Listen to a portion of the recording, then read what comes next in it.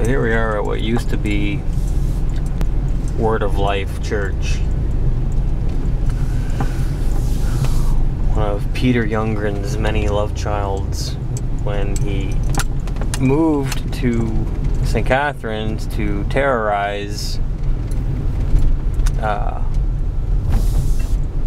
well-meaning little old ladies and their families. Later, he changed the name from Word of Life to Niagara Celebration Church with a vision. A vision to have Toronto Celebration Church, Niagara Celebration Church, and continue expanding his making money off of little old ladies' empire as he pawns them off a gospel that he himself is barely able to believe or preach with sincerity. So now, the rumors were true, I guess, that he sold off the building quietly. You can see the Niagara and Celebration has been taken off, and just the church is left. There's a sign in the front that says it's been bought by Glenridge Bible Church, and also the sign in the front has had the Niagara Celebration decals taken off of it. And so you can see here, new home of Glenridge Bible Church. You can see for yourself. And I guess they have a truck, their own little truck that they'll take people. They'll take people to church, I guess. I'd take people to church too, if it was it's good business, you take people to church, they pay you. They probably got it all figured out as, the ride, gas and all that worth the, minus the donations that these people are going to give. Good for them. Yeah, so that's our little drive-through of what used to be Word of Life Church, which was then renamed Niagara Celebration Church, which has been quietly sold off as Peter Youngren and company have moved their operation, last I checked, to Toronto. He's taken up residence in his son Peter Carl Youngren's church, Toronto Celebration Church, Toronto International Celebration Church, which is located by the airport. I haven't been there yet.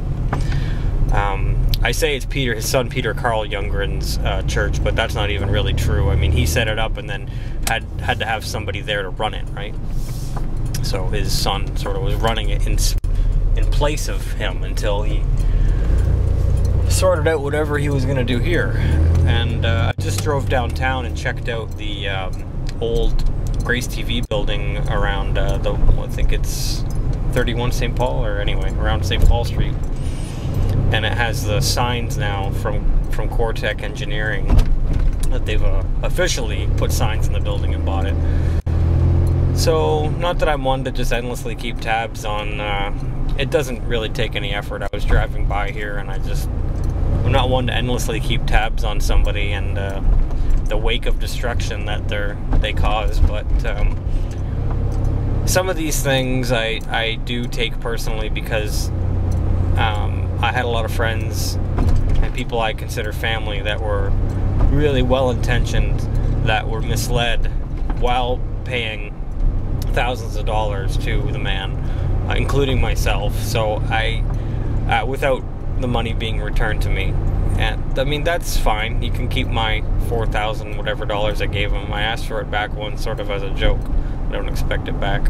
I was more concerned about the well-meaning little old ladies and well-meaning families that have been destroyed under his so-called leadership, while he couldn't save his own first or second, or maybe now third marriage, and his umpteen kids in different countries. Let's see what, Peter Youngren, the great Swedish, blonde-haired, blue-eyed, charismatic preacher, has next in store for himself. I mean, you want it, you ask for it, you get it. This is what you tolerate. for a preacher, then this is what you get. I expect higher levels of credibility, accountability out of pastors. But as far as Peter Youngren goes, I mean, he invented his own ordination umbrella and then ordained himself, right? Isn't that how it goes? So, some people, there's a business end of everything, a business end of music, a business end of cars, a business end of church. And some people get fascinated by the business end of church. And, I could show you letters from the guy. I could talk to you about his other businesses or other ministries, but you can check the website, adamjosh.com, and the blog on Peter Youngren for more information. But I know who I'm talking about, and all these things I've said about him is me being polite, by the way. If I wanted to be malicious, I have more than enough ammunition, but it's not my intent. I would just rather people educate themselves and stop giving him money. If he really cares about you and really cares about this God that he talks about, then he wouldn't be so preoccupied with money. So just stop giving him money and see what happens.